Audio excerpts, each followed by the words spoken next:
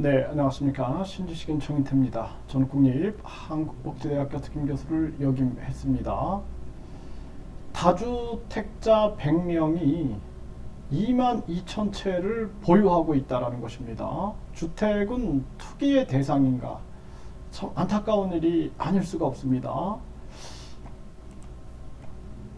네, 다주택자 100명의 주택이 2만 2천 채다라는 것입니다. 자산 가치가 약 3조 원이다라는 거예요. 3조 원. 네, 그래서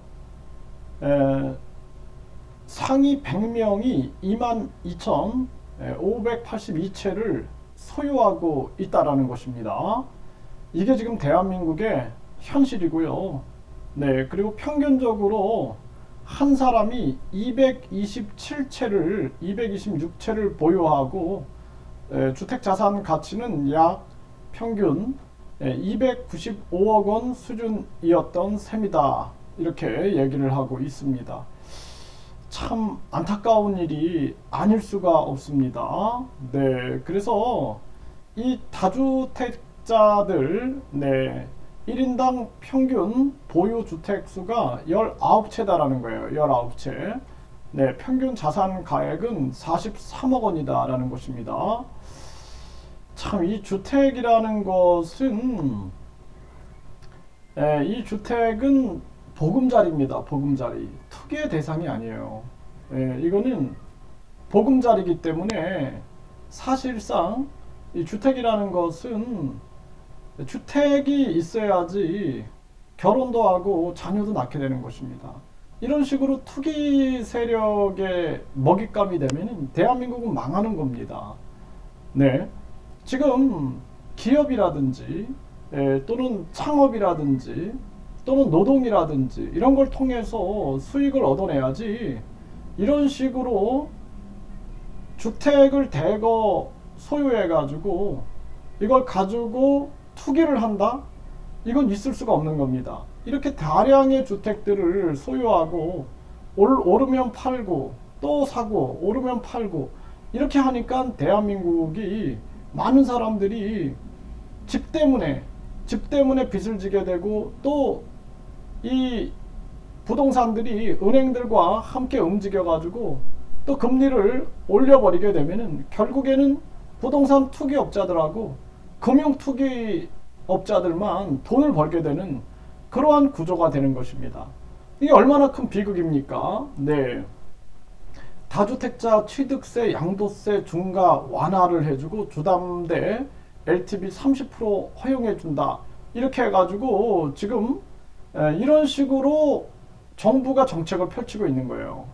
그러다 보니까 국민들은 금리를 내리면 되는 겁니다. 금리를 내려가지고 국민들을 살려야 되는데 급격한 금리 인상을 시켜놓고 그래놓고 국민들을 고통 속으로 몰아가고 있는 거예요. 미국이 금리를 올렸다. 그래서 올린다. 엉뚱한 얘기를 하고 있는 겁니다. 일본은 마이너스 금리를 유지하고 있고 중국은 금리를 내리다가 이제 동결하고 있어요. 미국이 기축통화 달러 독점을 위하여 또 인플레이션 감축법이다. 뭐가 인플레이션이 감축법입니까? 응? 그냥 자기들 이기주의법을 통해서 메이드 인 아메리카 그 세계 전쟁 위기 만들면서 무기 판매하면서 이러면서 나만 잘 먹고 잘 살겠다라는 이기심을 펼치고 있는데 완전히 미국의 축소판으로 돌아가고 있는 게 한국의 모습이다라는 거예요.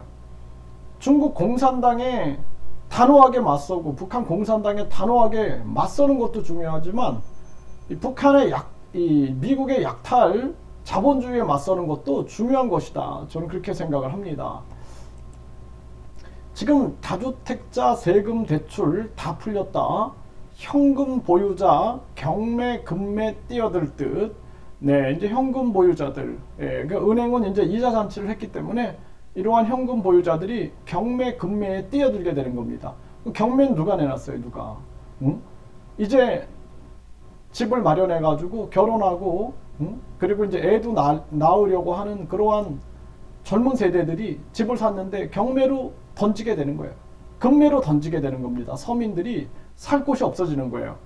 이 저출산 고령화로 또 1루대, 2루대, 3루대, 지방대 이렇게 해가지고 완전히 세상을 그냥 대도시 중심으로 그리고 수도권 중심으로 이렇게 해가지고 지금 나라를 망쳐놓고 이것도 모자라가지고 지금 또 이러한 정책을 쓰고 있는 것입니다.